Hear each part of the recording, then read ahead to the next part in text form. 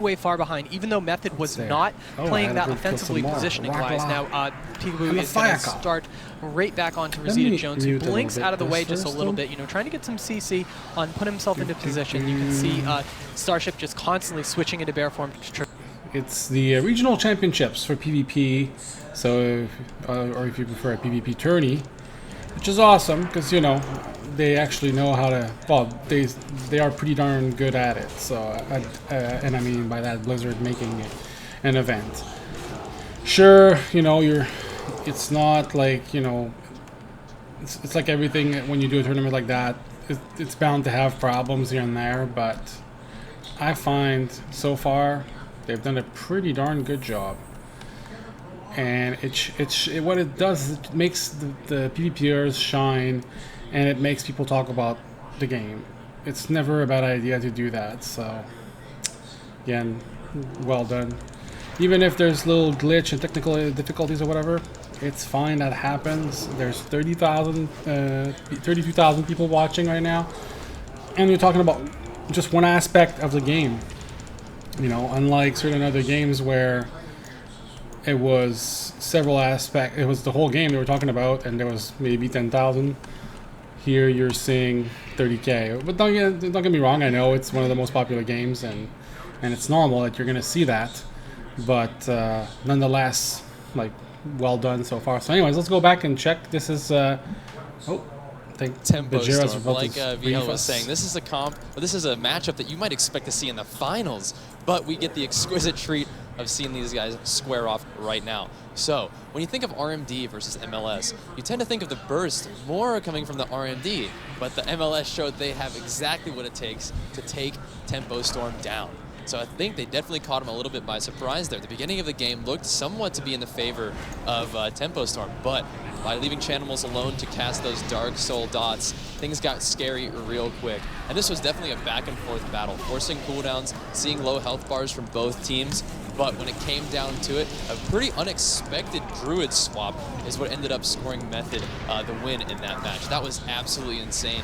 And you have to wonder, was Starship caught unaware by that? He seemed to have his bark skin up, but it definitely wasn't quite enough.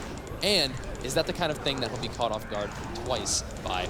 We'll have to see in the next game if they make some adjustments. Either way, let's send it back to the casters. Cannot wait to get into game 2. All right, thank you, Bajira. And what we like to see out of these teams is when they're super confident, even when losing. We immediately had the map choice coming out from Tempo Storm, and they chose Tolvaron Arena. And then both teams locked in their comms immediately. And it looks like there's no changes from both teams, so they are going to be queuing back up in just a second. But I really like that when there's no, take 5 minutes and talk about exactly what happened in that last match. Starship maybe identified what he could have done better. Maybe, okay, I just have to roll pre-hots on me the whole game and make sure that I Iron Bark at the second that I see Rosita Jones even looking at me.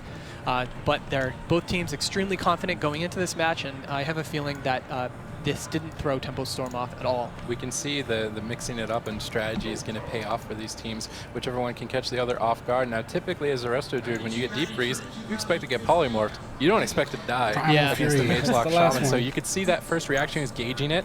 I wonder through his mind if he's thinking, why did Chanimals fully dot me? Is that a mistake? What's going on? And then he kind of went, oh, you're going me. Barkskin at 50%, but that wasn't enough. Rosita's trinketed for the kill, saved both Ice Novas specifically for that situation. It was very well set up from Team Method. Tempo Storm now realizing that strategy is available are going to have to adapt, and I wonder if that's going to make them play a little bit more slow, which is not in their favor. They want Starship up there getting clones, and if he's not able to, they're not going to be able to get a kill. Yeah, if this put him on tilt and he's not able to push up like he really needs to for this setup, it's not going to look well for Tempo Storm going into this next map, because again, this is a best of 3 and they're down 1-0 already. Yep, and the next map is going to be Tolvaron Arena, so this is a bit more of a mage-friendly map. Maybe we should go over why. It's a very large map, and what the Rogue Mage Druid is going to look to do is reset quite often. And when Method decides that they want to push in, stop the reset, stop the drinks, stop the restells, they have to overextend to do it. And when you overextend, that's when Tempo Storm is going to leap on you and attack. All right, we're going to get the game going for you guys because I know you at home are really excited for this. Go ahead, use that hashtag #WowEsports and shout out who you think is going to win between Tempo Storm and Method, because this is a huge match for both teams. This is a very, very important match. And this is the kind of thing that sets the pace for the rest of the tournament. You know, when you see these two gigantic teams face off against each other, and you have a feeling that maybe this team can fight its way back through the lower bracket and face off in the grand finals, that, you know, whoever wins this match is going to go into the finals extremely confident if they end up meeting each other again. Yeah, definitely. You want to win here. You want to just relax, say, we did it, boys. Let's get ready for tomorrow, because if you lose here, you've still got to battle it out. There's still a chance that you could fall out of the tournament. And here we can see Tempo Storm picking that Tolvaron Arena. They want the open space. They're looking to exploit the positioning of Method, but Method played a very solid game, a very unexpected swap to Starship, which he's going to be paying a lot more attention to, I think, this time around, as the gates are opening here in 3 more seconds. Let's see how offensively Tempo Storm decides to take the beginning stage, if they run across or if they're going to wait it out. Rosita has that invisibility. He's not even going to go for it, trying to go for some early blizzard pressure to pull them out of stealth. Not finding them. Peekaboo moving forward. Are they going to go for the sap is the question. Starship positioned far back. Looks like they're taking their time and they want to think through their target decision. Rosita blinks out of the cheap shot into a Garrote Sounds. Gorecki pre-windwalk totem, line of sighting with Chanimals. They do not want to get crowd controlled. Death from above, chunking down Rosita to 40%, 37%. Gorecki getting full clone. Starship pushing up 19, 13%. That's going to be the first ice block so fast out from Method. That was a good push right there by Tempo Storm, you know, forcing that block from Rosita Jones with the CC on top of Gorecki. And, you know, they used a decent amount of cooldowns, but they didn't even use Shadow Dance during that. Yeah, definitely, and the Shadow Dance is still available. I wonder if he's going to go with that Hypothermia up. Deep Freeze not available for 3 seconds. They've got to wait for that, but I can appreciate Starship's bravery. Still going for that crowd control that he needs to get, and that clone already got an ice block, so if we can get a couple more, it could spell victory for them. We see Peekaboo getting pressured, and as a melee DPS, he's exposed here. Starship caught into a deep. I wonder if they can make the swap. Nope, it's going to be a full sheep. Smoke Bomb gets dropped on Rosita with that Garrote Sounds. He trinkets it, goes for the Blazing Speed, gets out immediately. Double Shadow Fury out from Chanimals to peel Jamili and Peekaboo's onslaught. But at this point, Peekaboo's been sitting on that Shadow Dance for so long, he's got to find an opportunity to go for it. He definitely does, because he's not going to force anything out of the enemy team without using it just by himself. Okay, here we go. The blind and the Shadow Dance is coming out with the Garrote onto Rosita Jones, who has the health stone, but his health didn't even move. Kidney shot, or cheap shot comes out with the kidney onto Gorecki. A lot of damage, as I do believe that was a link that went down, but it was already killed immediately, as both Chanimals, Gorecki, and Rosita Jones just getting so low on life already in this match. Yeah, we can see, though, Method have stabilized, and once you've survived your opponent's attack, you go, go, go. They need to chain the CC onto Starship, the Deep Freeze into the Fear. A tiny bit of overlap. I wonder if that's going to cost them it. Chanimals needs to chain this Fear. He tries to go for it. He gets locked out, but Jamili has to block. The Iron Bark overlapped as well. That's a very important cooldown to try and mitigate the incoming pressure slowly from Method's Warlock Chanimals. We see Gorecki in the back stabilizing his team, going for a preemptive healing rain, even that big blue circle on the ground, trying to get whatever healing he can when he does get put into crowd control. Deep Freeze is available for Jamili. I wonder if he's going to play aggressive here. He's still on hypo for a couple more seconds. We see Starship now pushing forward to the center map. They do not want to overextend into Method's clutches, though. They are reluctant. There it goes. Starship blinks in. They fully dot up Starship. I'm curious if they're going to make a swap, but Rosita's the one in trouble. Down at 36% HP. He has to use his second ice block, and Tempo Storm have taken a commanding cooldown lead. They really have. The second ice block is down. You know, they're going to be able to push with the next Shadow Dance, which is what you should really be watching for. But look at the damage onto Jamili already, as he is going to try to hit some polymorphs, but it's not going to land as Gorecki is out of crowd control and is trying to heal his team up, you know, really using a LOS to his advantage. As you can see, even Chanimals having to pull back, even when he's on the offense with Dark Soul. As you can see, Rosita Jones getting really low. That forces the next link out, even though there was no crowd control going on. Yeah, Gorecki wanted to just get that Spirit Link down. He didn't have his trinket available, so he didn't want to risk getting crowd control, but the Deep Freeze is available. Jamili's got to be careful, trading that block at 15%, and Starship is caught into a full Fear. Chanimals and Rosita need to keep the CC chain going. Starship is going to trinket. He needs to get some hots up onto Jamili. Now both mages are out of ice blocks, and I think they're shortly going to be out of time. Gorecki having the advantage that his trinket is shortly coming up, but not for 5 more seconds. Can Rosita Jones stay alive? We see Chanimals in peel mode right now, spamming Fear after Fear. Rosita Jones trying to kite back, building up some icicles as well at the same time, but that Shadow Dance is an explosive start for Peekaboo. Is he going to be able to connect in time? He's actually getting pressured as he overextended there. He had to trade his Cloak of Shadows, and that time to strike, they managed to get Gorecki's trinket, but I think they were looking for the kill. Yeah, they really were, and for Peekaboo to have to run away during that moment with his Shadow Dance and using that Cloak of Shadow, that was a scary moment for Starship because he was so far away from his rogue. Yeah, definitely. If you're overextending like that while Starship doesn't have a trinket, he's exposed to the deep freeze of Rosita and that polymorph chain that will follow it up.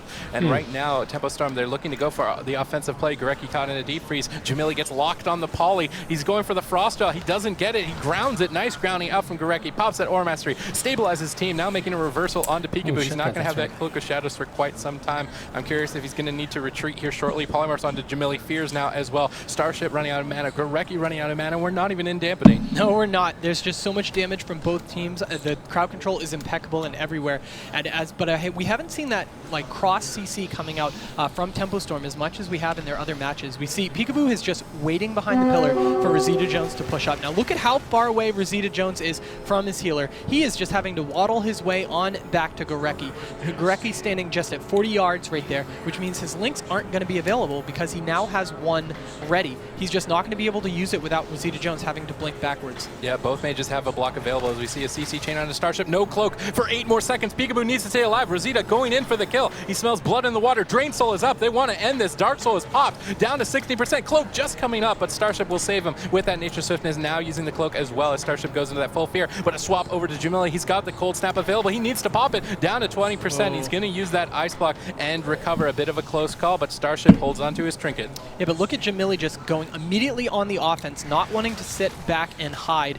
But look at how healthy the team of Method is. We see the bash onto Chanimals as followed by a Cyclone, so that's great pressure coming out because the entire team is clean of dots at this point. So this is great that they're choosing to put the CC out on Chanimals because look, he still hasn't gotten any dots out.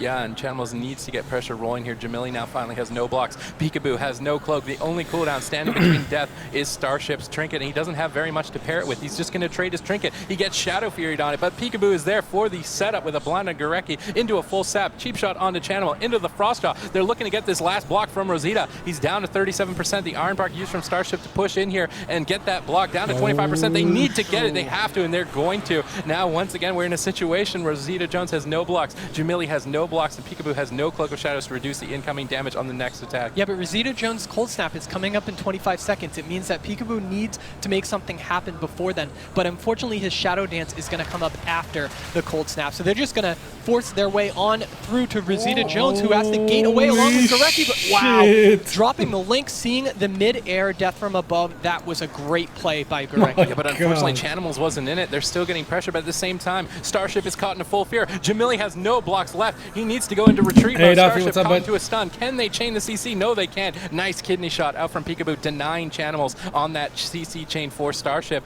Now Gorecki trying to recover from the situation. He's got his trinket available, but no Spirit Links, which is his major cooldown as we see the Shadow Dance pop. But like you were saying, Rosita has that block available. Should he use it? Death from above, crit's huge, down to 18%. He's going to trade that ice block. Gorecki trying to recover at this point. He has taken a substantial mana lead, and I'm curious if mana is going to play a factor here. Tempo Storm on retreat, maybe even going to try and look for a drink.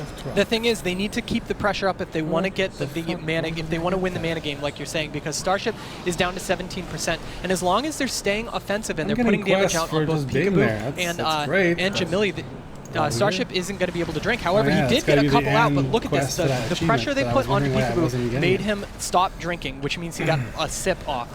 Yeah, and they actually used the deep freeze on Peekaboo, so Starship had to instantly come back from his drink and use that Iron Bark. Nice trade for Rosita. Chanimals securing a full fear onto Starship. 9 more seconds on his trinket. They need to chain this CC a little bit longer, and they don't have the follow-up. Smoke Bomb getting dropped onto Rosita. He's trying to kite back to Gorecki, who has now a Trinket Spirit Link available. Method are taking a commanding position here. 20 more seconds on Jamili's block. Will it come up in time? Deep freeze on Starship's NS. He trinkets it. He gets the NS off just in time as we see a huge turnaround. Peekaboo popping the Shadow Dance. Rosita gets crit huge. Gorecki has to trinket. Drops the Spirit Link to stabilize. Once again, Chanimal's not in it though. If they can keep this pressure rolling, they might be able to take a kill. Maybe a swap over to Gorecki with that full kidney shot. Death from above comes crashing through. DR deep freeze onto Gorecki. They need to chain the CC. They need to chain it now. Rosita's got nothing left. That's a full poly. How is Rosita going to survive? Yeah, but he does have the ring down. No, it looks like they weren't able to land it as Rosita is really low.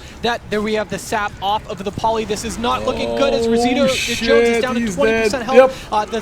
The Garrote followed by the kidney shot. There's not so much dead? CC going out into Gorecki. How is How Rosita are you Jones still alive? alive? How are you alive right now, Rosita? You're down at 17% with a deep freeze on a Starship. Are they making a turnaround onto Jamila? He's got one block available. He's going to trade it. Unfortunately overlapped with the Iron Bark. Chanimals now popping Dark Soul, trying to rotate some counter pressure over to Peekaboo. They need to chain the CC again onto Starship. Doesn't look like they're going to be able to. Full kidney shot onto Rosita. No block for 50 seconds. Death from above is going to connect huge. Down at 30%. Gorecki trying to get some healing surges out right now. No counterspell available, but that Shadow Dance is going to secure this game. Tempo Storm are tying this series up 1-1. Wow, Oh, wow. what a game. So They back beat and forth the Method. entire Holy game. shit. I really loved that every time one of the mages blocked, the enemy team instantly turned it back around on the enemy mage. It was incredible. What a great game.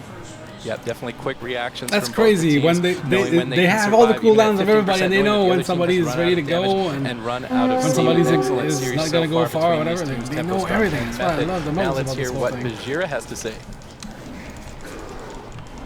Seen some good games today, but that has got to be, in my opinion, the game of the day. You know, I'm sitting over here, I'm supposed to be performing professional analyst duties, and I'm like, oh my god!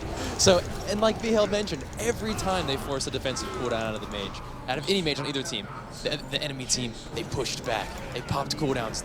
Every time they needed to peel, there was actually peeling with damage from Chanimal, with Dark Soul. And then we saw an absolutely insane CC chain here at the end. My So shaman here doesn't Gorecki wanna lands into a cooperate. full polymorph.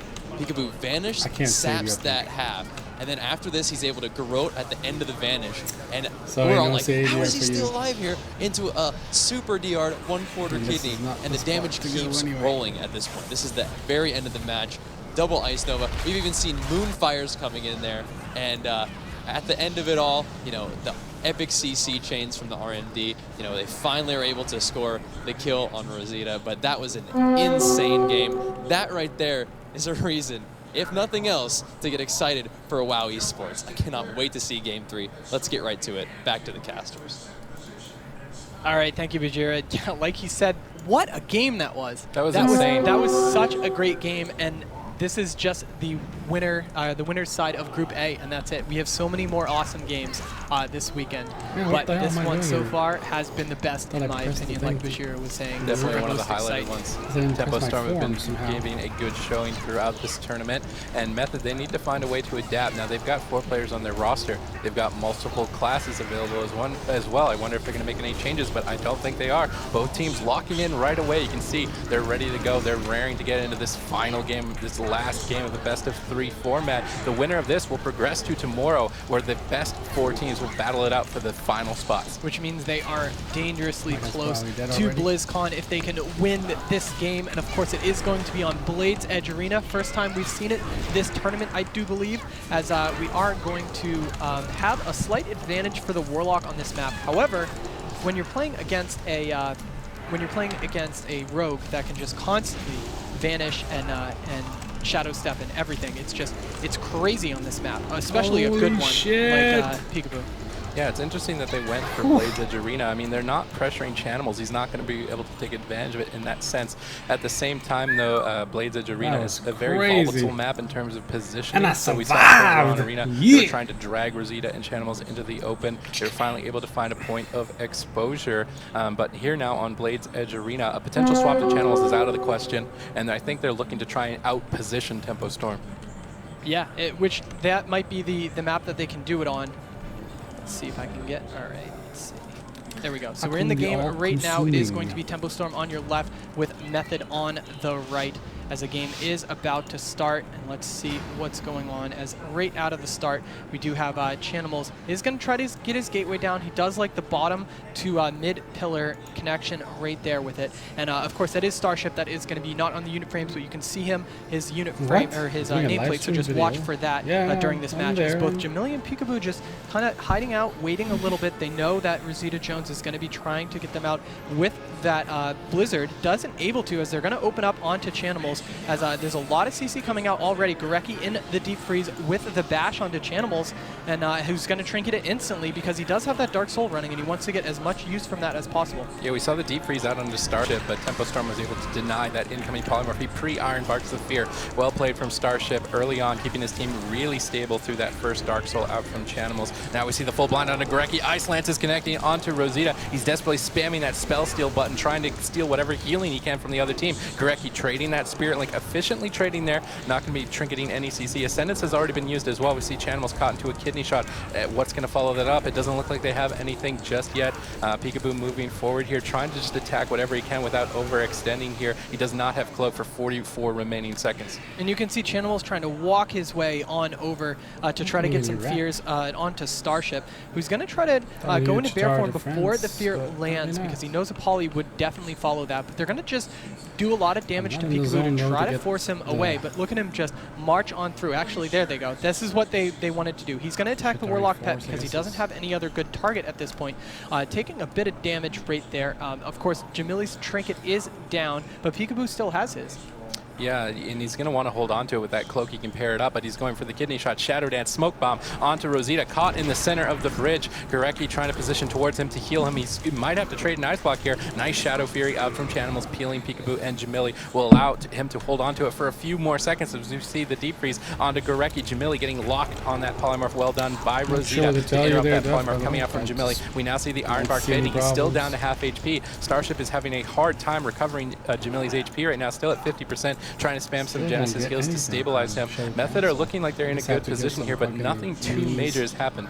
Yeah, and that was an Intra Swiftness forced out of Starship just a little while ago, so he was able to heal through this damage even. Whoa, wow. And just as I say that, you see Peekaboo really forcing that damage, because that didn't even include a Shadow Dance in that play right there. Yeah, that's a scary moment, and Shadow Dance is coming up in 10 seconds. They're going to deep up Peekaboo in the back line with a Shadow Fury onto Starship. They chain it into the Fear. This could be his trinket. Peekaboo trading that Cloak of Shadows smartly here to reduce that incoming magic damage from both of these wizards. We can see Chanimals positioned more aggressively. Peekaboo instantly swapping over, always using that kidney shot onto Chanimals, trying to get whatever advantage he can with crowd control as the Shadow Dance gets popped. Big damage coming through. Hypo is still up for one more second, down at 30%. He does not want to trade his second Ice Block this early in the game. We see Jamili just going Ice Lance after Ice Lance onto Rosita at the moment. Now, having survived, Chanimals pops the Dark Soul, another deep freeze onto Peekaboo. He's just going to trinket it. He wants to keep the aggression rolling here. Gorecki needs to stabilize Rosita. He's still down to 30% HP. Jamili getting pre-Iron Bark. They want to keep him offensive. They want to keep him on top of Rosita. All right, now Peekaboo is trying to get over to Gorecki for the blind, and he does land it, as Gorecki is just going to sit through it, which is really great right now, because both Chanimals and Rosita Jones are perfectly healthy at this point, as we do have Jamili, who is going to blink in and try to get the poly, and he does get it on Peekaboo, but that does break early. And so with Jamili down to half, and with Rosita Jones just trying to crowd control Peekaboo, it's really shutting him down, as they hit the Fear next onto him also. So it looks like they still want to hit Jamili as much as possible. Whoa. And look at that burst damage just coming out from the team of the MLS. Yeah, that's going to be the first block out from Jamili, now tied on ice blocks between Tempo Storm and Method. Here comes the setup. Cheap shots on everyone. They're trying to force the second ice block, but Gorecki says no. They interrupt the incoming CC. He's going to trade that Spirit Link. Still has one more available, and his Trinket Method are looking very good here in game number 3 thus far, but Rosita is down to 30%. How are they going to deal with this pressure and deal with this situation? Gorecki trying to pick him back up, gets that Earth Shield back up. He's going to receive a huge healing surge and stabilize almost instantly. Now we see some defensive polymorphs onto Peekaboo, trying to exploit that melee DPS positioning as they make a setup onto Jamili. Starship caught into a deep freeze, trying to chain that. Chanimals there with the follow-up Fear, forcing the trinket out from Starship. That Iron Bark is not going to be enough. He needs to start spamming some rejuice out, stabilize Jamili, and he has done so now. Gorecki's mana down to 70, Starship down to 60. I think we're going to see a very long game from here. Yeah, Jamili building those icicles, just cross-bolting into his target right now. Wasn't doing a lot of damage. Peekaboo is kind of by himself, standing on top of Gorecki. Gets that kidney out, followed by the growth. Here's a triple CC. Instantly forces the ice block. They knew that this was coming because Gorecki wanted to hold on to that trinket. Yeah, and they tried to rotate the pressure onto Jamili. They just weren't able to. Peekaboo's always there to shut it down. As we see the deep freeze onto Starship, they land the Ring of Frost. This could be the second ice block out from Jamili. He blinks away. He's trying to kite away. Ice Nova connects out from Rosita. He smells blood in the water, and that's going to be the ice block out from Starship. The Nature Swiftness used as well, but he cancels it immediately, going in onto Rosita Jones. Caught in a kidney shot. Full blind onto Gorecki. He's got Trinket available. He trinkets out of the blind. behind into a cheap shot. Rosita doesn't have a block for 1 more second. Cold snap coming up in the nick of time. They drop the smoke bomb. They're trying to get the block, and they're going to force it out. But Rosita Jones was 1 second away from death. Wow, with that bomb on top too, Gorecki is able to heal him up, but Jamili is probably going to be the target they're going to hit, as Chanimals is trying to keep Peekaboo into combat so he doesn't get the re-stealth off, as Peekaboo is going to hide below, gets his stealth off. Let's see what he can do with it. Oh, as a great job of Rosita Jones breaking him out with Cone of Cold, as it's going to force Peekaboo to run. Now this is interesting. This is with Starship at around 50% mana right now. Gorecki does have the lead mana-wise. However, we've seen a lot of back and forth with the blocks from both mages. Of course, Jamili having to block real recently too, which means he's not going to have another block for about 38 seconds for the cooldown of that cold snap. Yeah, but they're using the deep freeze on the Peekaboo once again. I think that's the 3rd all game. Nice reaction out from Starship. We see Method taking a different strategy here, triple dotting Tempo Storm. And I wonder if they're going to try and rot them down. Both teams are running on fumes in terms of cooldowns right now. Rosita getting pressured, actually goes for an invisibility, but Peekaboo's gonna find him. Here comes the Shadow Dance out from him. Death from above, trying to finish the game. Rosita gates away on that Death from above, trying to kite this out. Starship going for a clone, trying to get the offensive clone, but Chanimals immediately locking it out. Now a half shape onto Starship. They need to chain this CC if they want to take Jamili down. His block is not available for 2 more seconds. Coming up now in 1 second. Starship, though, is no longer crowd controlled, choosing to use his trinket to hold on to Jamili's last block. Yeah, and that deep freeze forced a trinket, and that was a great play by Method right now. They just need to continue. It seems like they're slowly dismantling the defensive cooldowns of Tempo Storm. They just need to keep it up. Yeah, definitely. You can see Starship now moving towards this top of the bridge. Maybe going to be looking for some Cyclones here. Gorecki's Trinket's coming up in 10 seconds. Tempo Storm needs to do something now. We see Death from above coming through onto Rosita. Where's the crowd control to follow it up? Frozen Orb is available. Shadow Dance is coming up. They're going for the kill onto Rosita Jones. Gorecki's in a good position. Drops that Spirit Link preemptively as we see Jamili caught into a fear. Starship caught into a sheep. Good cross CC out from Method. Peekaboo is completely isolated. Trades that Cloak of Shadows to reduce all that magic damage coming onto him. All right, now Rosita Jones blinking that kidney right there and using the last seconds of his Icy Veins to try to get a couple spell steals out right there. As we see a full blind onto Gorecki right now with the Garrote onto Rosita Jones. Let's see if they can make something happen with this, as the blind is about to fade right now with the cheap shot. Following it, Rosita just taking so much damage. The Link barely sneaking its way in right there, but look at the life of Method. They are not out of the woods just quite yet. Yeah, Ascendance has to be used from Gorecki. A great cooldown to top his entire team here. Jamili has 1 more block available, but Starship has no trinket. Method have 1 more chance to strike here with Dampening stacking ominously in Tempo Storm's favor. But Rosita Jones has some fortunate that his ice block is coming up in about 12 seconds. They have 10 seconds to execute a kill on Rosita right now. Gorecki caught into it deep. Good fear to shut down Jamili CC onto Gorecki. They're not going to have to trade that ice block in this setup attempt. A haunt now onto Jamili. Icicles flying through as well. A nice capacitor totem onto Peekaboo, just going to be mitigating some combo point generation there. Lava Burst being tossed out as well. Rosita's under fire though. Gorecki caught into a half stun. The block is available. He cold snaps for it. He's holding on to it. He's trying to go aggressive here. It might backfire. He's down at 30%. Gorecki not crowd control, trying to heal through it, trying to hold on to this ice block. Down to 6%. Has to trade that. Now Gorecki caught into a full clone. Tempo Storm are looking to end this game. The block only up for 3 more seconds. They need to chain the CC a little bit longer onto Gorecki, but they don't have it. A nice wind shear to interrupt the clone. Now a turnaround onto Jamili. Blocks left and right from Tempo Storm and Method. Now they are running on basically nothing. They are. It's all going to depend on the healer cooldowns at this point, as it doesn't look like Gorecki has a Spirit Link left. But look at Jamili still not being healed quite yet because of that deep lands, followed by a Shadow Fury, followed by a Fear, with Starship having to trinket shortly earlier, but look at the damage onto Rosita Jones. Both mages are in trouble right now. Yeah, Gorecki though, without that deep freeze for Gorecki, he's going to easily top him off, and now we can see Dampening is starting to play a factor. Damage flying out at Peekaboo. He has no Cloak of Shadows. We can see Method applying multiple pressure onto both Jamili and Peekaboo. Ice Nova is coming through. He's desperately spamming that feint. Starship is running on mana fumes right now. Nature Swiftness is about to come up here very shortly. He's at 9% mana though. How much longer can he deal with this pressure? Chanimals, Unbound Wills, triple Shadow Fury, looking to land a Fear. He chains that onto Starship, who has no trinket. Jamili has no blocks, and Peekaboo has no cloak. There's nothing standing between them and death. Starship desperately trying to get some heals out, and Method kind of dropping the ball. They're not chaining the CC onto Starship. Tempo Storm doing a great job to stabilize throughout. Yeah, I was really expecting Method to close the game out right there with that CC onto Starship, and but with no defensive cooldowns out from Peekaboo and Jamili. And Jamili, his block is actually going to come back up. Whoa, the damage switched onto Chanimals right there, who has to port away and is trying to desperately live with 3% health. The Death from above comes crashing in. Wow, Meta's dead Tempo again. Storm Holy is shit. going to take this. Yep. 2-1 over Method. What an incredible series. Yeah, it definitely was. I don't think Chanimals was expecting the swap, and You now don't we can need see to know Tempo much Storm about was PvP to mixing know it that up in that the final was, game, yeah. letting Chanimals get lulled into a That false was some sense of pretty security, darn and good then in the final PvP. moments when Holy they had shit. nothing left, they go right for the jugular and take him down. Tempo Storm are going to progress to tomorrow's finals. Yeah. And we've already got one team locked in for tomorrow. Yeah, all right, and of course we do have Bajira, who's going to break down that last series for you. What an incredible match. Hey guys, we That was really probably the could final. not have asked for a better series out of those teams. That was absolutely back and forth and incredibly fun to watch.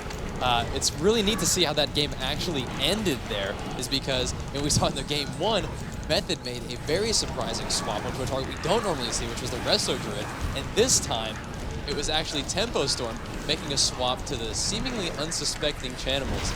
One of the cool things about this map, and I think one of the reasons why Method chose it, is because, as we heard from Venruki earlier today, it is a lot on the Rogue to set up the CC, and if the Rogue has to waddle all the way across the bridge to set up that CC, it gives the MLS a lot of time to deal with that. Now, unfortunately for Method, it also may be the case that if the Warlock gets caught out all the way across the bridge, it's going to take him a long time as well to waddle all the way across the bridge. And when we hit 33% dampening and a Warlock is by themselves, that Dark Regen is not going to cut it. And with that, Tempo Storm does secure their way back while continuing on into the tournament. And pretty soon we're actually going to hear from the victorious Tempo Storm. But first, back to the casters. All right, thank you, Bajira. I did like that we got the player cam right after the game, and you saw the little smirk on Peekaboo's face, because he did that himself. Like, they really baited Chanimals out into walking right into the middle of the bridge, and that was it. They were able to capitalize. I don't even think there was any crowd control onto the Shaman at that point right at the end. It was just pure damage. They just weren't prepared for it. Dampening was a little bit too high. It does not mean that Method is eliminated. They will still have a second chance to battle it out against Follow Esports. And if you're Follow Esports, fighting this tremendous team is going to be something that you need to think really hard to overcome. All right, and Bajira, of course, has Tempo Storm to talk to, so let's go on over. Hey guys, we are here with a very happy, but maybe a little weary Tempo Storm. You guys have been put through the gamut today. You had some long games early on. You had some wait time, and that last series, I know that in the booth, you guys were focused in on the game, but from a viewer's perspective, that was the series of the day, and you guys have a lot to be proud of. So, obviously, that first game, you may have been caught a little bit off guard. Tell me about that first game and how you guys managed to bounce back. So yeah, with that first game, we were definitely caught a little off guard. Starship was, he was trying to push in for a Cyclone, and he just kind of died without cooldowns. It was really unexpected, and we all know that it's possible, but definitely just caught us off guard. So another thing, we talked about this a little bit earlier, how do you keep your attitude positive when you have a little bit of delays, or when you have a very important first match that ends suddenly and not in your favor? How are you able to keep your morale high? So yeah, after we lost the first match, we knew it was a fluke. It doesn't really happen that often. We were just trying to keep cool, come back, because we played it before, and we've had success against it before. So yeah, I mean, after we died the first game, we just felt like, all right, just stay cool, we'll come back, and eyes on the prize. Eyes on the prize. Exactly, yeah. Yeah, so Ja was actually in the booth, so I want to hear that from your perspective. Howard, did you in particular, because you said in the early game interviews that when you win, it's thanks to you, but also when you lose, you feel like maybe it's your fault. How did you, as the team fault for win and loss, how did you hang in there? It's not really... So I said that initially you said that you were either to blame for both the team's losses and the victories. So bouncing back from a quick loss, how did you personally deal with that? No, it's not necessarily my fault if we're going to lose. I'm just saying I get a lot of the blame. Okay. So of course it's just team effort. Yeah. So everyone plays a huge role. It's really important, especially in a comp like RP. So. Oh, absolutely. And so one of the cool things about that series was it was so back and forth. You'd see an ice block out of Rosie, and they'd force an ice block out of you, and it was just an absolute back and forth battle. Yeah. So obviously, the question from me would be, how are you able to stay so focused in a game like that, with everything on the line? What are you doing in this tournament in particular to stay focused and come out victorious? I just really want to win. I like that. That's it. He just really wants to win. It. Hey, and in a tournament like this, that will to win can get you pretty far. We're going to throw it right back to the casters. Congratulations, guys, and thanks for joining me. Thank you. Thanks so much, Bajira, and congratulations to Tempo Storm for an extremely solid victory. Of course, back at the caster desk, I am not VHL, and this is not Super Tees. I'm Josh Allen, aka Lore, joined once again by Elliot Mengsler, aka Venruki. I believe, before we move on with the show, I believe we actually have a very important tweet to read out. All right, let's get to it. So this tweet is, I met my girlfriend through WoW Esports, so it's the only thing... it's only fitting that I popped the question. And unfortunately, it's gone from the screen now, but hopefully we can get it back up there again really quick and finish reading that off. Unfortunately, it's a little bit hard for us to actually read it from the screen over there. There we go. Only fitting that he pops the question the same, he or she pops the question the same way. Lichlings, will you marry me? # proposal. So best of luck there to, I think MJOC was the person that actually tweeted that. Best of luck, hope that goes well for you. Yeah, that's pretty amazing. This is, we're kind of honored that this is the way that that you chose to actually share that. Yeah, absolutely. There's a lot of love that's made in Warcraft. A lot of people find each other. It's a game about community and making friends, and yeah, a lot of the time marriages do happen. So we're going to take a look at the brackets, I believe. We'll go ahead and get those up here. So Group A, the match we just saw, Method versus Tempo Storm. That was just a ridiculous series. That was so good. Method just barely falling to Tempo Storm. Tempo Storm taking that 2-1. Method will move on to face followesports.com for the last chance to move out of Group A. And that will be taking place later. I'm not sure actually if we're playing that match today or not, so we will find that out for you. That will actually be tomorrow. Okay, so Group B, now we are on to Juveniles versus Dream Deferred. Winner of this, much like in the last match, winner of this will be moving on to the winner semifinals tomorrow, and then the loser will have to face off against Luminosity if they want to continue on. And that's not really a situation you ever want to find yourself in, is having to beat Luminosity to move on to the next round. Yeah, Luminosity is sitting in that lower bracket finals, very, very focused. You know, they want to move on to the next round. So the loser of this next matchup definitely going to have a hard matchup tomorrow. So both teams can be focused and trying to bring their A game in this matchup. Absolutely. So we're going to do a real quick rundown once again of the rules. We'll try and skim through this relatively quickly, but just to make sure everybody's up to speed, we do allow up to 4 players on each team. It is a 3v3 arena, but we do allow up to 4 players on each team so that they're able to swap their compositions around. The first map will always be Nagrand Arena, and both teams are using a blind pick for their compositions, so they don't necessarily know what the other team is playing going into it. Following that, after the first match is completed, the losing team will be able to pick which map they want to play on. Then the winning team will declare which composition they're going to play, and then the losing team will pick their composition based off of that information. So it's a little bit more involved than it has been in previous years, but it does, I think, add a little bit more in terms of it just makes it a little bit more interesting going from match to match. You don't necessarily know exactly what these teams are going to pull out. I don't know if I would go as long also going to take a look as far at as commenting on it or whatever. We have an amazing prize pool. $100,000 worth of cash honestly, money. It doesn't even First place, of matter course, what taking game. away that $50,000. Second People place, do meet over the $20,000. internet, Third, then over 10, games and as well. Goes down from there. But definitely a lot of money, as well as the 3 spots at BlizzCon on the line. Yep. And of course, if you are on social media, you can go ahead and follow along with us there. You can follow Warcraft on Facebook at Warcraft, on Twitter at Warcraft as well. And then, of course, you can follow on YouTube and Twitch TV, again, at Warcraft. And if you are using Twitter, you can go ahead and use that hashtag WowEsports to get your message out there and make sure that other people are able to join in that conversation as well. Yeah, we've had some amazing tweets today. Yeah, definitely. It's certainly, I'm hoping, working out well for that person that tweeted just a little bit ago. And also, we do have, just for this weekend while this event is going on, we have a special promo code over at the Blizzard Gear Store. If you go to gear.blizzard.com, put whatever you like in your cart, and then you use the promo code WOWRTB15, that will get you a 10% discount on anything that you would like to purchase. That's a good deal. Might as well take advantage of that.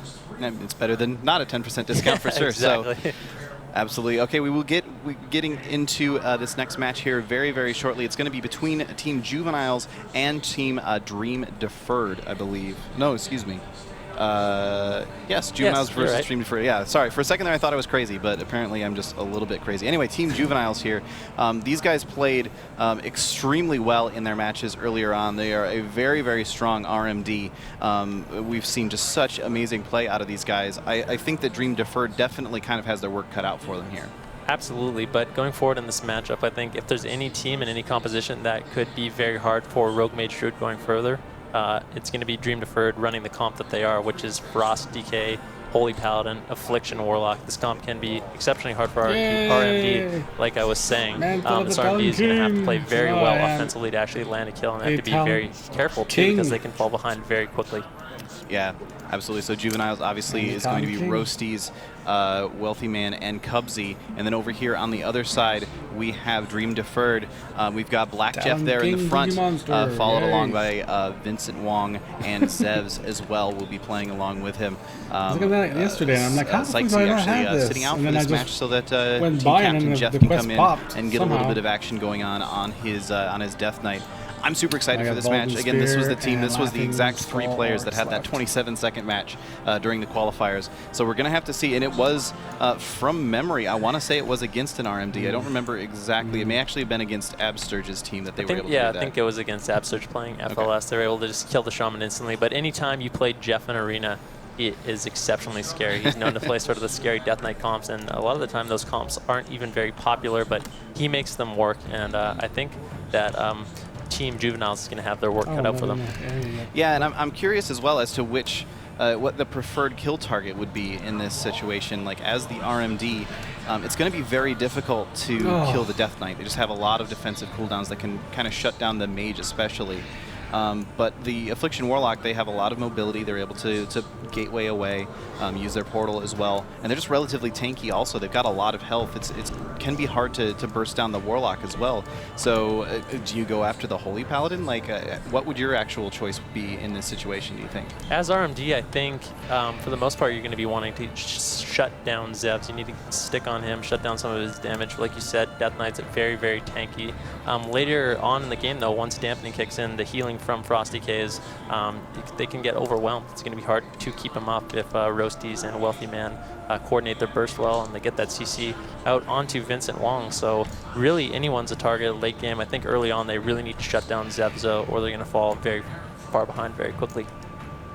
All right, well, you would certainly know this better than I do. I play a mage a little bit, but you're very well known for this, so I'm going to go with whatever your thoughts are on how this is going to go out. So one of our teams is ready. We're just waiting for the other one to be completely ready to go, and then we'll be able to jump into this match. I'm having trouble containing the hype at the moment. I'm really, really excited for this. Both of these teams have been amazing in the past, and they're like, even though Juveniles is playing RMD, both them and Dream Deferred are known for having a little bit wonky of a playstyle maybe compared to other people. Like we've talked about Roasties before, being able to just pull off these weird saps out of nowhere that you wouldn't necessarily expect him, but he's just like, okay, this guy's going to be stuck in CC. I know he's going to be stuck in CC for 10 seconds. He's going to drop combat. I will get the sap off. And it's amazing whenever he actually manages to have that happen. Cubsy and Wealthy Man both very, very strong as Resto Druid and Frost Mage respectively as well. Definitely some very solid play out of them. And then Dream Deferred, we were just talking about how they just have just ridiculous bursts coming out of Jeff. Vincent Wong and Zev, both very, very highly experienced players as well. I'm just really excited to see this match. I can't wait to get into it. Yeah, me too. Talking about sort of the strategy going into these games for both teams, I think Dream Deferred, we're going to see a lot of Jeff actually trying to make swaps onto Cubsy. They're going to grip him in, get the Hodge from Vincent Wong, and follow that up with the Strangulate, keep him fully dotted, and make sure Cubsy is always scared. He's going to always want HOTS on himself, or he could actually go down to that combination. I mean, he can only trinket it every 2 minutes. Yeah, and that's what we saw them doing a lot in the qualifiers as well, was that grip into Fist of Justice into just murder whoever it was combination. It is a little bit less scary with a Resto Druid as a healer compared to like a Resto Shaman, for example, just because those heal over time effects can still like take a little bit of the healing while you're stuck in that.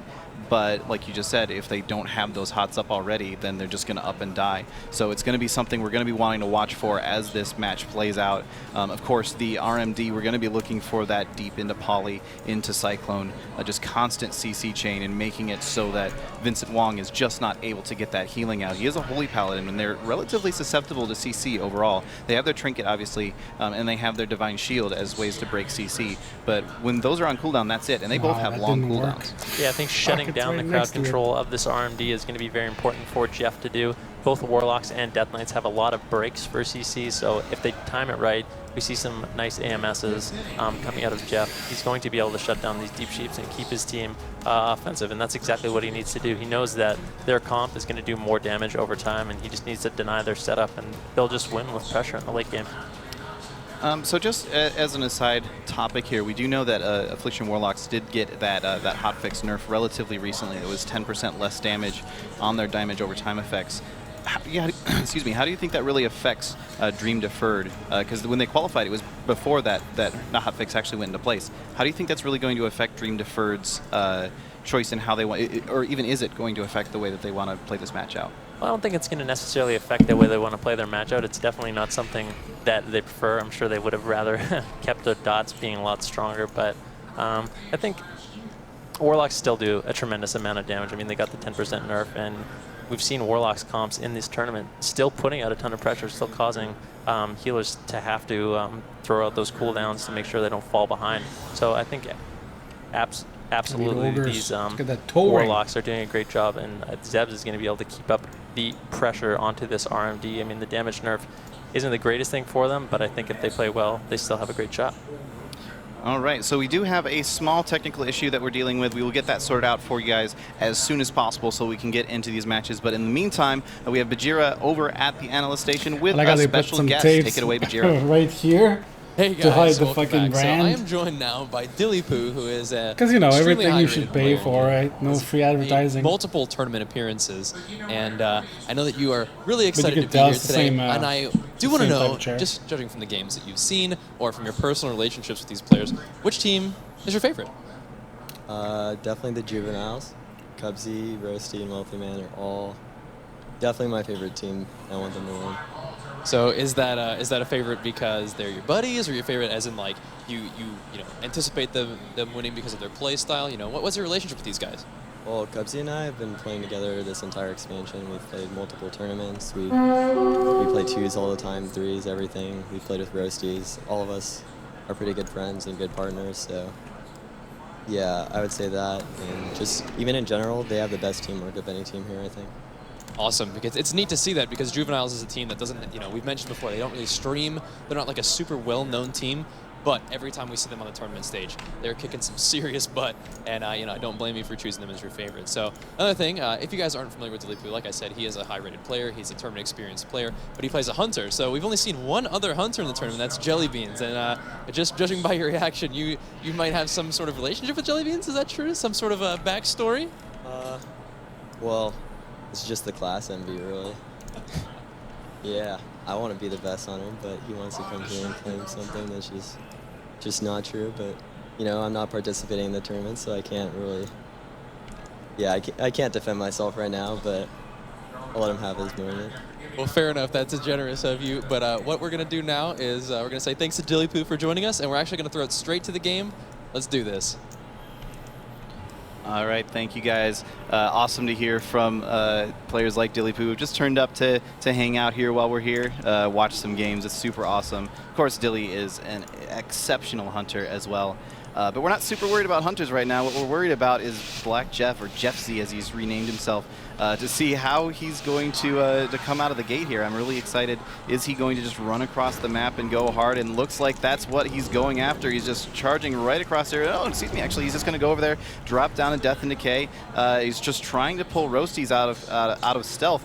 Does not look like he was able to get it. And in fact, Roasties is now going to be over here, caught into a Blood Horror for just a second, though. Zebs with that Blood Horror ready to go, knows that this is going to happen, but he's now caught over here out of line of sight behind this pillar, trying to get back over to his healer to be able to catch a heal or two. It actually looks like Vincent Wong is caught in a ton of CC. He's holding onto both of his Trinket and his Divine Shield as long as possible. Now with Zevs in that offensive Cyclone, he could be in a lot of trouble here. Yeah, this RMD coming out of the gates very strong. Zev's caught into that offensive clone, like you were saying. Vincent Wong popped that those wings to try to empower his heals and catch up Zevs, but he's still low, down to 20% HP. He's in a lot of trouble. Wealthy Man also taking a little bit of pressure, but Zev's life on the line. Vincent Wong caught into that DR deep. Zev down to 9% HP. This could just be it, getting some heals. Vincent Wong desperately trying to keep him up with that bubble. He is going to save him for now, but at what cost? Vincent Wong used his bubble, his Trinket, his Avenging Wrath, and Execution Sentence. Zevs has no more heals as well, so this RMD coming out with a commanding lead. Yeah, that was every single cooldown except for the Blessing of Protections out of Vincent Wong, and I'm actually kind of surprised that he didn't go for the Hand of Protection there. He may have to use it like right now as soon as the Cyclone falls off. You might want to get that up there quickly because Zev's now caught in that cheap shot. 5% health into the Smoke Bomb, and Zevs is gonna go down. There's just way too much damage coming out of Roasties and Wealthy Man for Vincent Wong to be able to deal with. From start to finish, Juveniles just controlled that game. They played amazing. Jeff and Zev's really not able to get any counter pressure whatsoever, just on the back foot the entire game. Yeah, and so Dream Deferred, the team that we've talked a lot before about how they just have these really, really fast matches, actually get it turned around on them entirely. That match was, it was less than 2 minutes. That was a super fast match coming out of Juveniles. Let's head over to Bajira and Dilly over at the analyst station and see what their thoughts are. All right, guys, welcome back. We still got Dilly hanging out with us. He's going to provide some special guest expert analysis for us. And I know that we talked about before the match how Juveniles is your buddies, your favorite. So you got to be pretty happy with how seemingly easily they cleaned up that match right there. Yeah, I'm not surprised at all that that happened. They went in there, they got their cross CCs going on perfectly. Everything they did went well for them, and especially against a composition like a Warlock and a Paladin, I feel RMD does very well. So I think just them playing solid, they earn their win. Yeah, it's pretty insane to see them force literally every cooldown. I mean, Vincent Wong tried to cycle through, but he realized that his wings weren't enough, so he had to bubble, you know, and even then, they had plenty of CC for him after that, so they barely survived there with Zevs, even landing some pretty nice offensive cyclones to freeze their health bar exactly where it was, and nearly, just a few moments after that, they landed some more CC. Zevs really was never able to recover, and unfortunately for the Dream Deferred, they're facing a pretty stern RMD team that we knew came here to play. And it was interesting to see that Jeff, although we discussed him playing Unholy when there was a team, when he was facing a team that required a little more control, brought out the Frost DK, and I'm really curious to see if he changes anything up for the next match. We're going to go ahead and throw it to casters to see if that's the case. All right, thank you guys for that expert analysis. The second game is just now starting to get underway, so we will be into this very, very shortly here. Both teams have stuck with the same composition. However, Dream Deferred has chosen Blade's Edge Arena as their map choice. Kind of expected. Zevs was the target of choice all last game. On Blade's Edge, he is going to have that Z axis, so he can jump off the bridge, and then when he needs to, port back up on the bridge, and it's going to be hard for Roasties and Wealthy Man to chase him. So it gives him a little bit more time to actually survive and get away from this rogue mage. All right, that sounds like a very solid strategy to me. And yeah, I totally agree. Like, being able to port up to the top and get away from Roasties is going to be super helpful. I'm actually curious to see if Roasties is actually running Shadow Step for this. We'll find that out in just a second because that can be a popular choice on this map just to make sure that he can port back up and continue chasing after the Warlock. But the gates have now opened, and we've got Jeff once again just running across the screen here, trying to pull Roasties out of stealth. Unfortunately, was not able to find him, but did manage to get a hold of Wealthy Man there just for a second, but now Vincent Wong caught into that CC right away. Zevs into that cheap shot, excuse me, kidney shot as well. Vincent Wong into the Frost Jaw. Zevs could already be in a lot of trouble here. Yeah, the Avenging Wrath already coming out from Vincent Wong. Another huge opener coming out from this RMD. Jeff playing amazing though. Shut down the initial Deep Sheep onto Vincent Wong and also stole that clone, throw it on to Roasties to prevent some of that damage. RMD still all sitting pretty at 100%, but that is the full Hodge onto Cubsy. He does get gripped in, has to Barkskin that immediately, so already a better opener for Jeff, Zevs, and Vincent Wong, causing some pressure on the Cubsy. He is sitting in that full Strangulate as well, down to 30% HP. He has no HOTS on himself. He's going to come out with an NS. He's going to survive for now, but he did have to use that Barkskin and NS.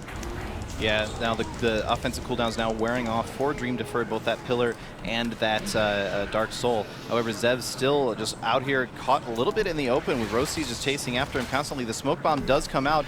Is Vincent Wong going to be able to get over there to heal him up? No, Zev's is just going to go ahead and port right on out of there and try to stay alive, but Rosti's is in fact running Shadow Step and will be able to stick onto him constantly. Zev's could once again be in a lot of trouble here. He's having to use his Dark Regen, trying to keep himself alive through this constant pressure coming out from Team Juveniles. However, he's now caught into that offensive Cyclone, and his team is trying to turn it around onto Wealthy Man, who's going to go ahead and Blazing Speed up over here, back up onto the platform, and try to get himself out of here and start getting some CCs out, which is immediately going to pull out that Divine Shield from Vincent Wong. Yeah, Vincent Wong using that Divine Shield, trying to keep Zez up. The save of the light proc as well. A little bit earlier in the game, we saw Jeff actually steal Wealthy Man's Polymorph, throw it onto Cubsy, and he had to trinket that, so he has no trinket. The full blind, though, onto Vincent Wong. He's not going to be able to bop it. He's still in for Baron. Zev's down to 60% HP, doing an excellent job using that ZX as support, but is it going to be enough? Caught him do that full kidney shot. The deep freeze onto Vincent Wong. This could just be the game. Their tournament life is on the line.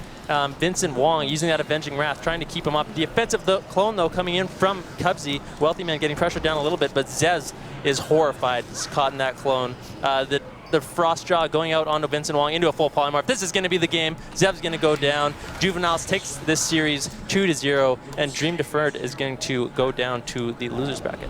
Yeah, wow, that was a very, very convincing win there for Juveniles. There was actually a point where Vincent Wong, just to point it out, there's Vincent Wong threw the Hand of Protection onto Zevs, and it was instantly, like that second, before anything could even happen, Wealthy Man was able to spell steal it and pull it right back off of him. So very, very well played game there from Juveniles, and having the presence of mind to recognize this Hand of Protection's about to go out, so I'm just going to remember, okay, right now is when I need to push spell steal so that it comes off of him right away.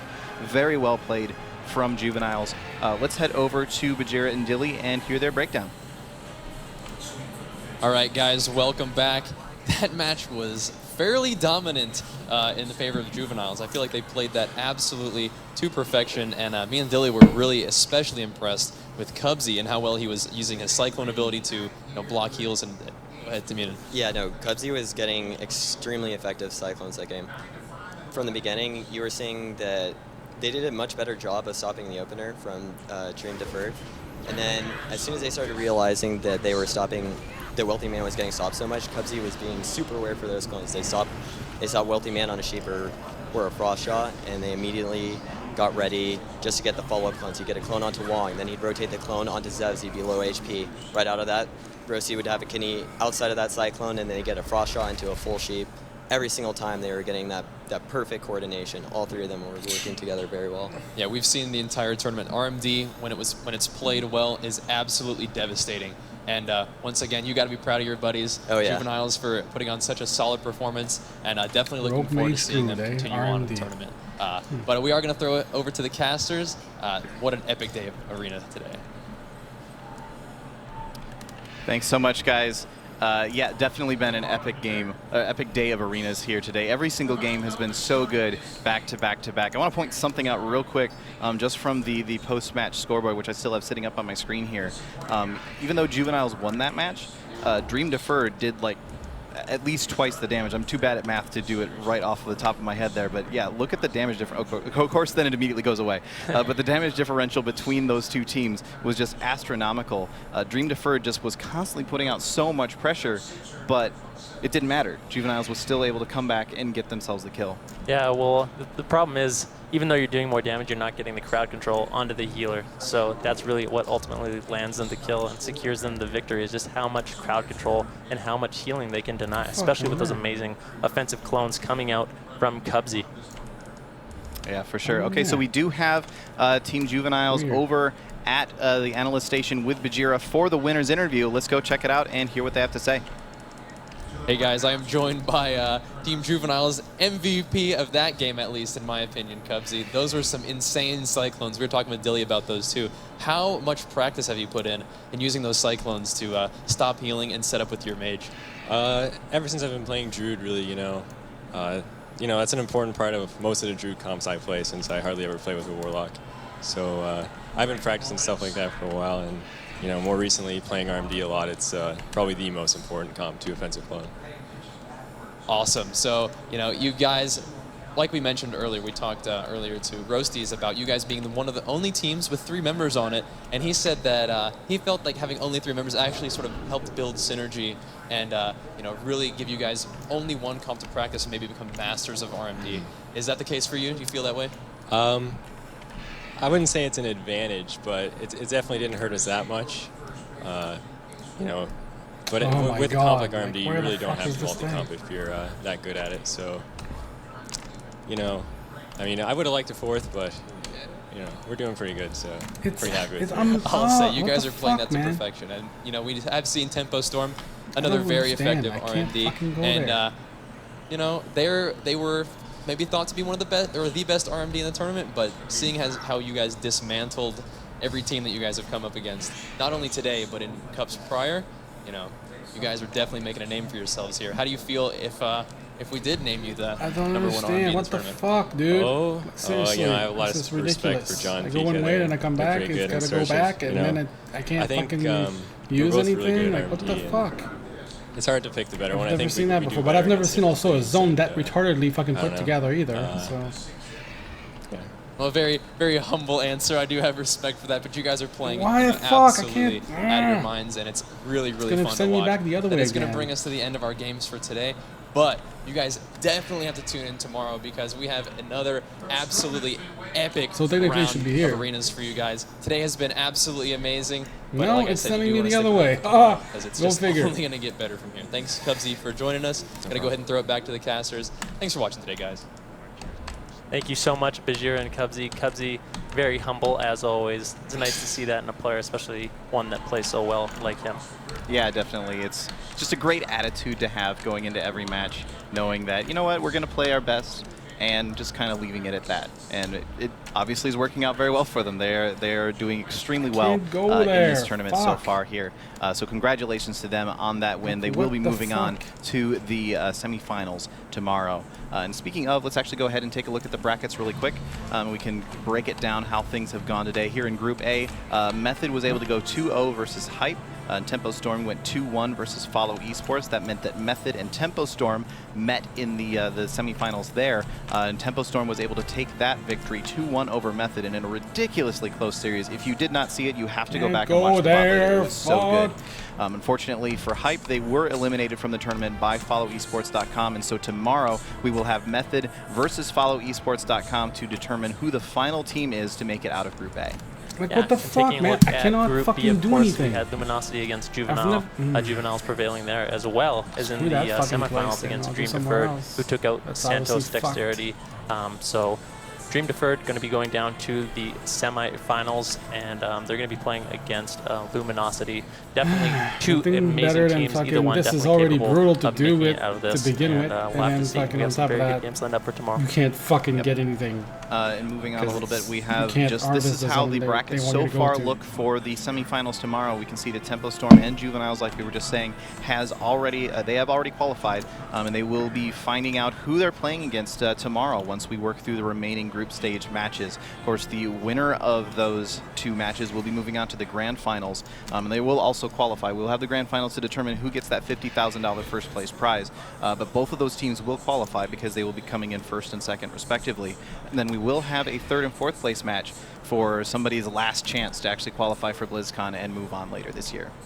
Yeah, of course, you don't want to be in that position where you're playing for that 3rd place, but even still, I mean, they're going to be good games, and only 3 can go to BlizzCon, so one's going to be knocked out tomorrow. Of course, we've got, if you guys want to join in on the action, you can follow us on social media at Warcraft for Facebook, at Warcraft for Twitter, at Warcraft for YouTube, and at Warcraft for Twitch, of course. So if you guys want to join in, make sure you follow us there at Warcraft and join in on the action. Yep, and of course, while this event is going on this weekend, we do still have the special promo code on the Blizzard Gear Store. That's WowRTB15. If you enter that as a coupon code in your shopping cart, once you're ready to check out, you will get a 10% discount on everything that you have decided to purchase. So a nice, sweet little extra deal to help celebrate the tournament we've got going on here. All right, guys, that is going to do it for us tonight. Hope you guys enjoyed the games. To do us? What? Yeah, we'll see you guys tomorrow. Stay tuned, and good night.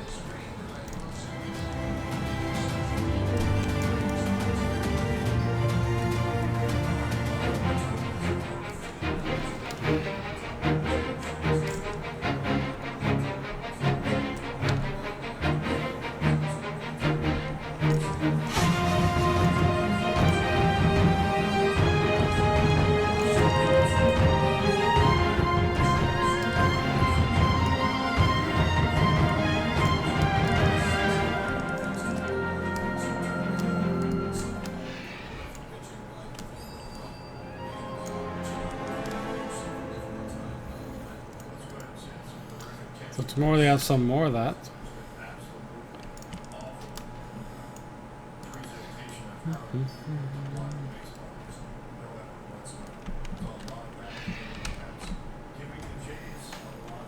It's pretty amazing to watch.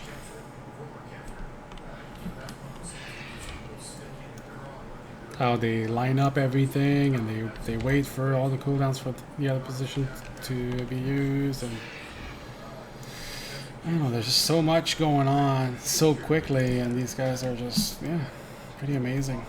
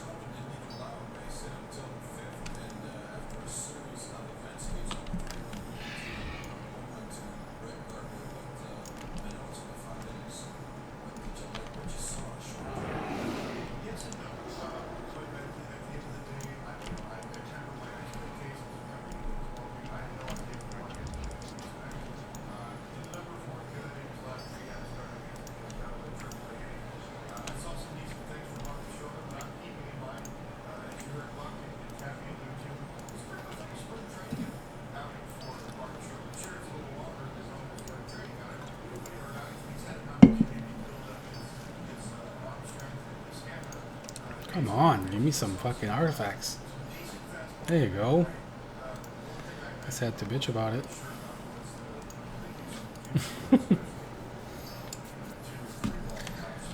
Artifacts go into your garrison and look cool. Gotta go back there and see if I can take them this time.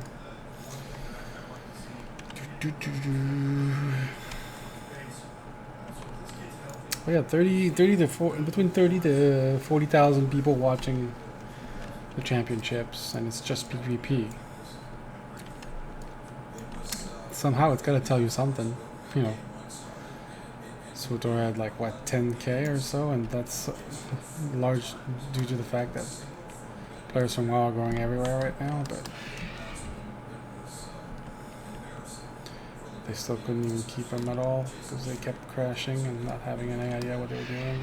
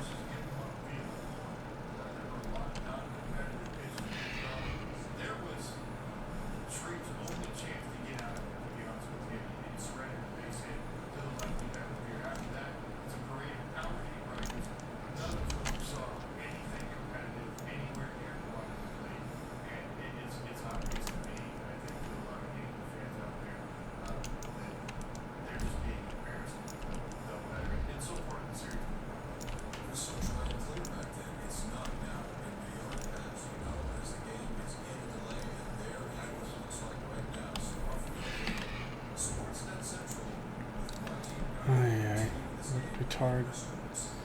I don't know who the retard that designed this fucking zone, but he should be fucking shot. Oh, let's put a fucking thing right this like this so that the lines are so close, but yet it doesn't fucking recognize that you're still in it, so it won't let you fucking get the thing. Ah, very smart, very smart.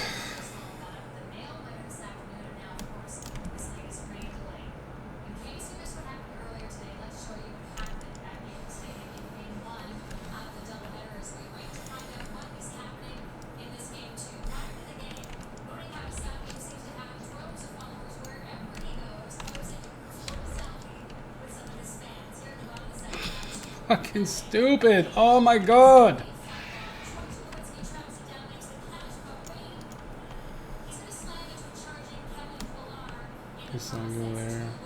fucking stupid, man.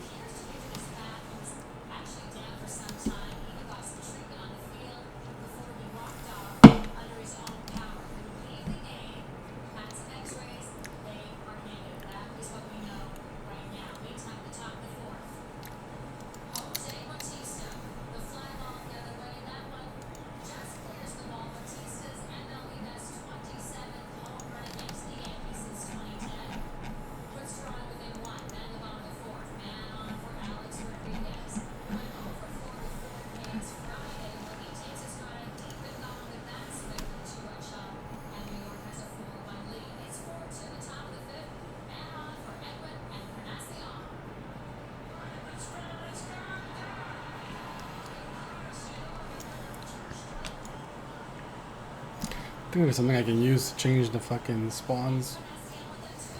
Because I'm gonna have to change that one, because obviously it's fucking stupid.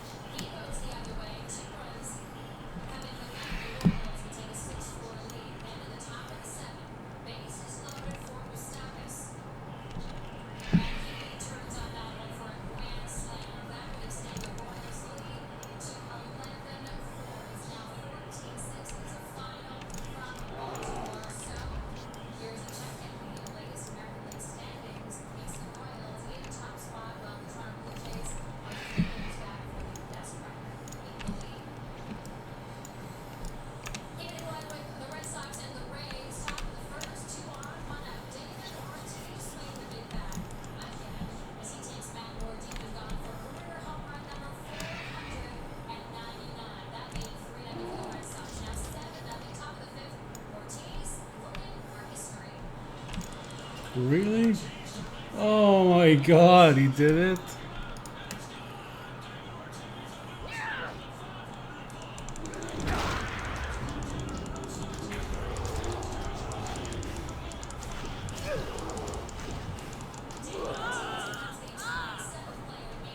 Wow, Ortiz 500 home runs. 2 in the same game.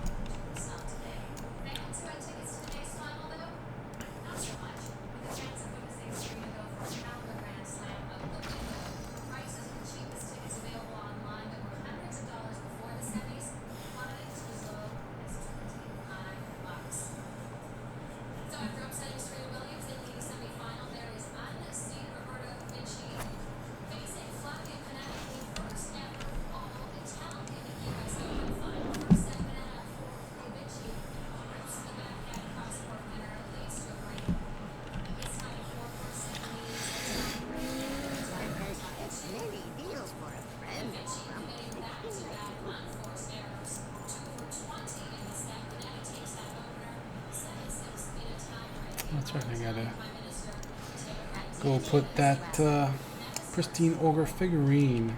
Oh, and I'm getting attacked. Nice.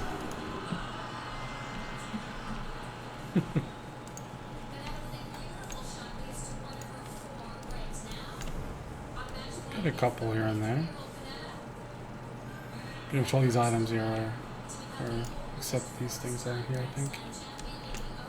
That.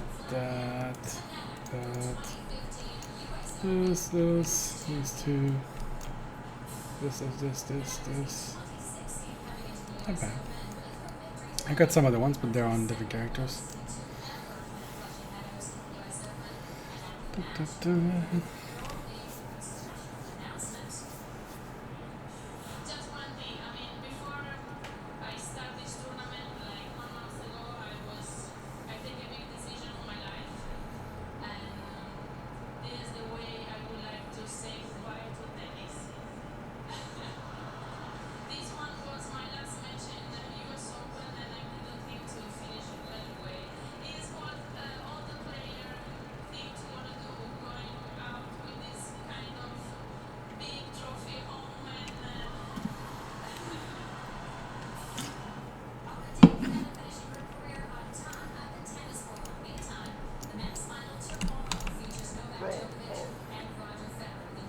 Shadow Council Invasion.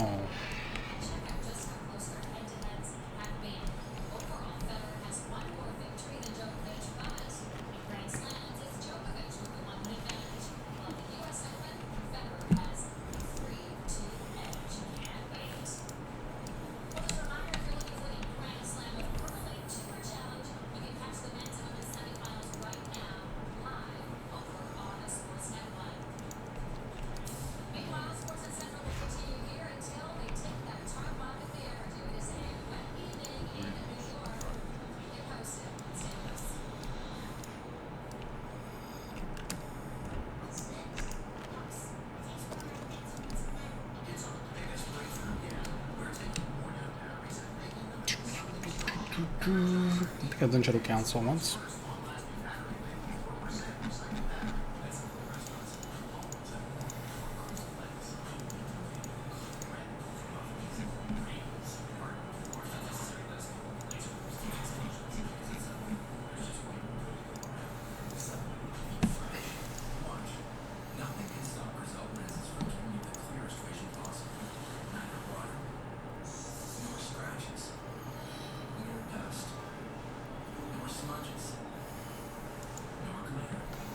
I want to do this one.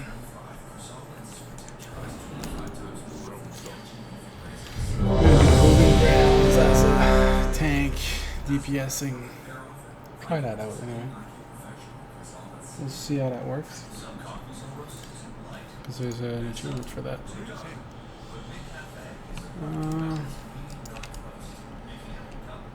DPS. Oh, I have to do DPS bronze first. Okay.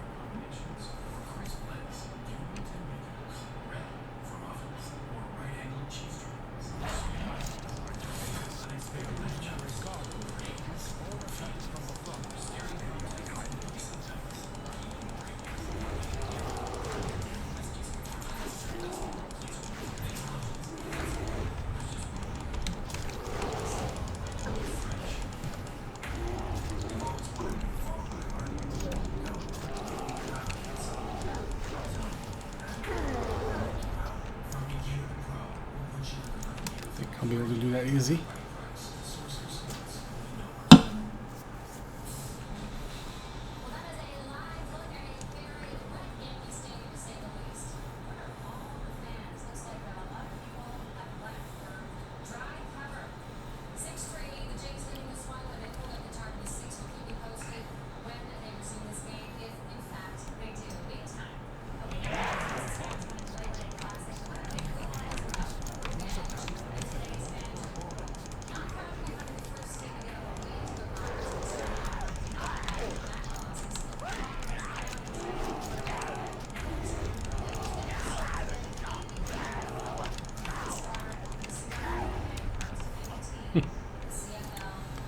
think I'm a little too good at this.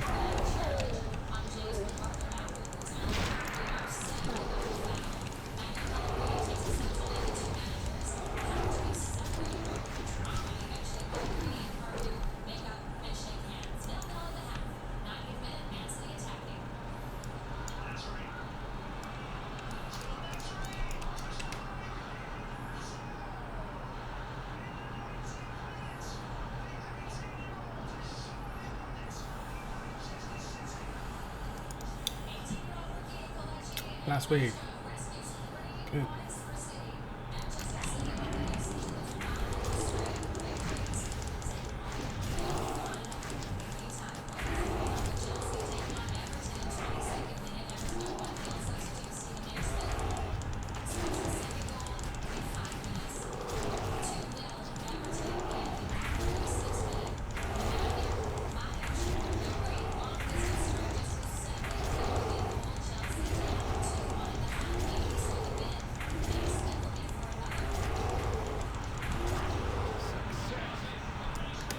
There we go.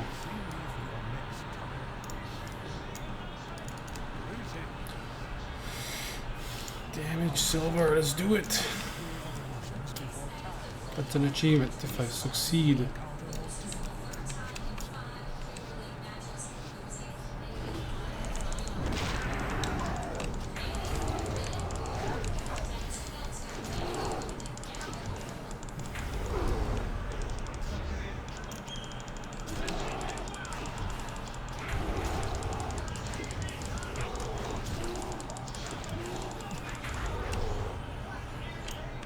Pretty good so far, but that was the first round.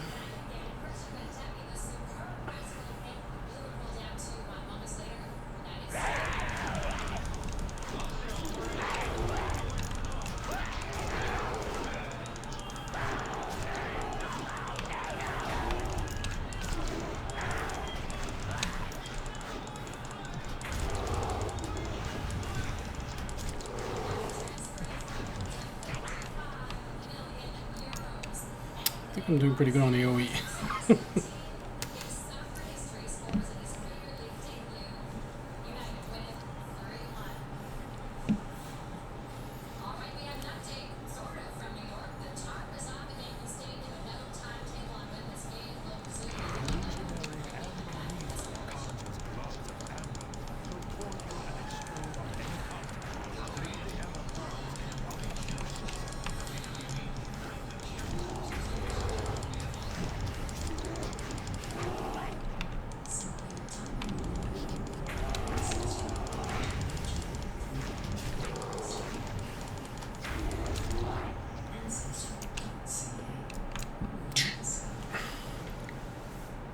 That was a tougher one.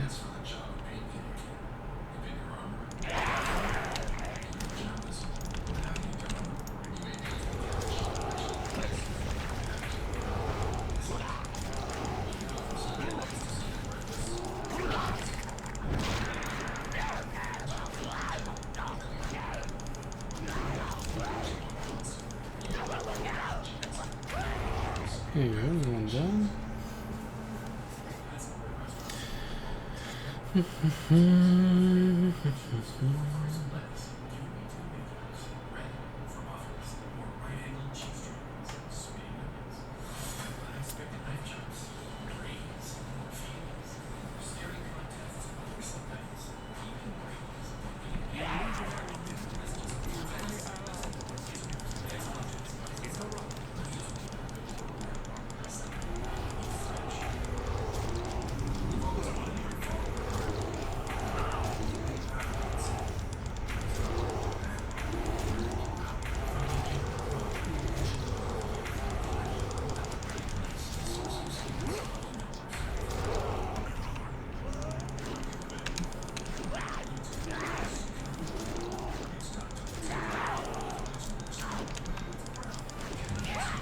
Oof, that was close.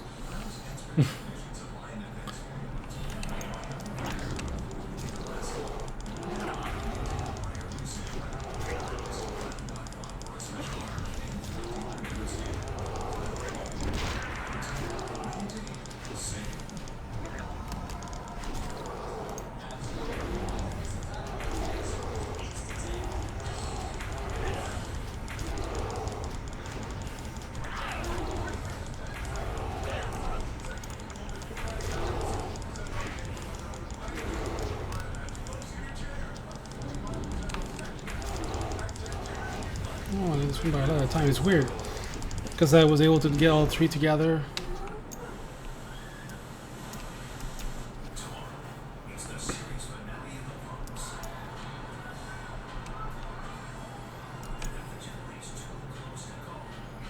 It might be not too bad if I can swipe.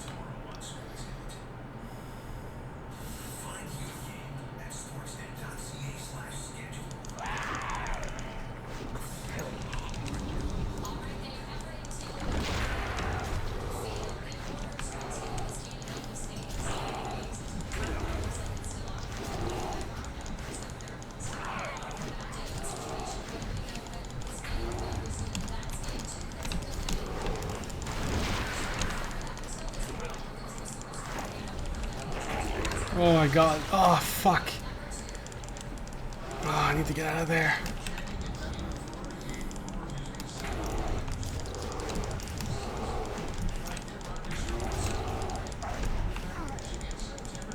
I'm doing alright.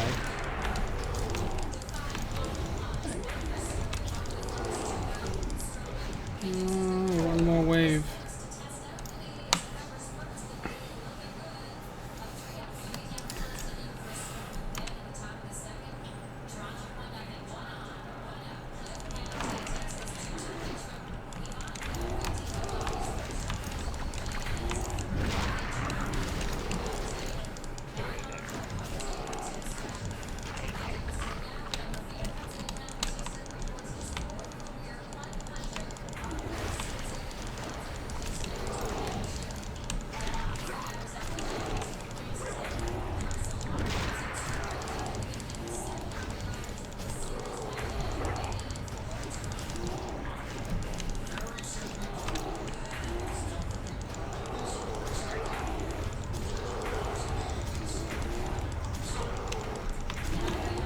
Yeah, I'm gonna get it.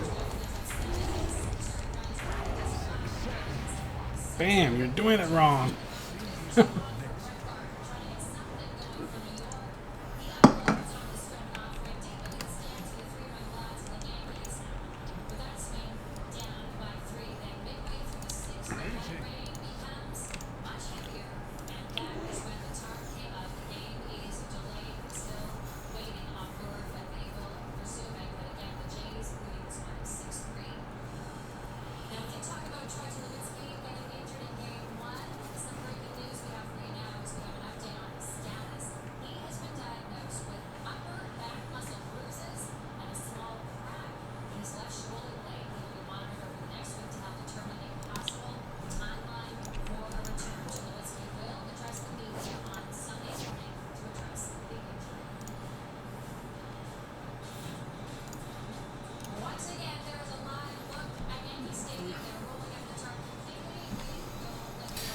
Where was I?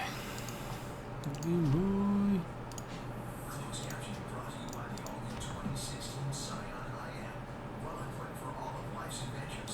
Okay.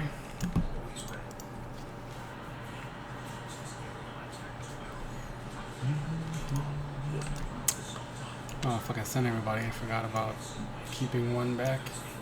Oh no, I got some. I don't want to use this guy though.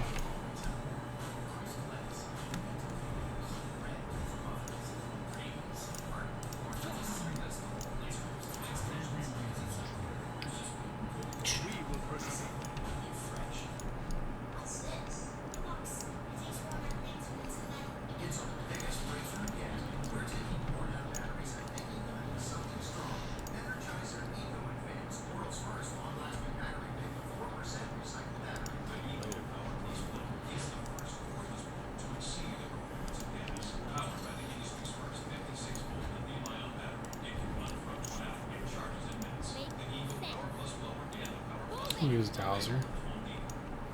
Let's use the Dowser with the Leo.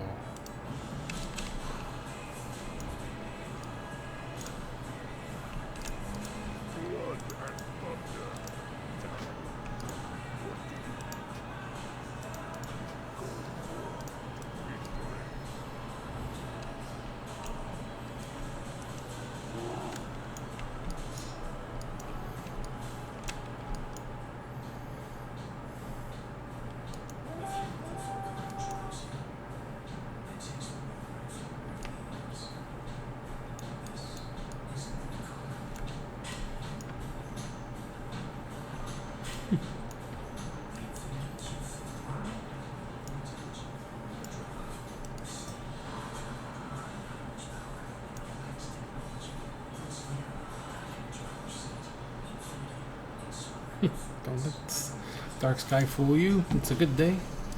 I don't know. It's gonna be tough to think that.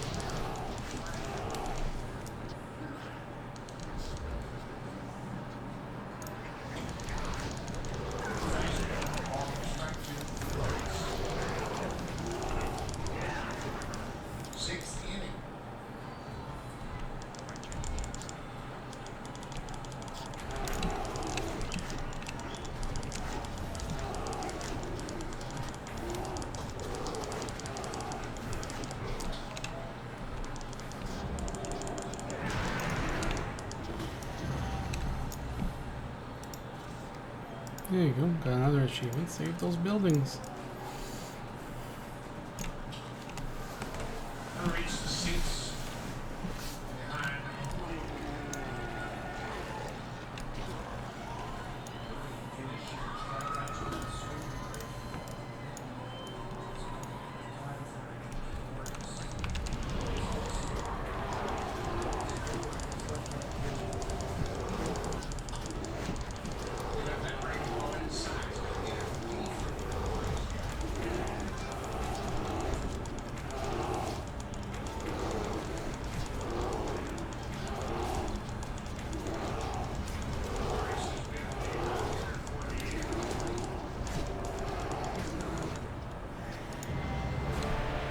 Shadow Council invasion! Fuck!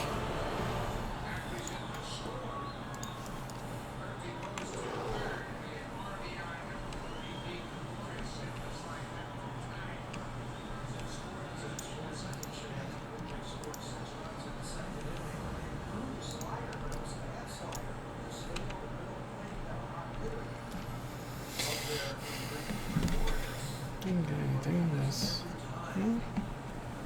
I'll get a few caches.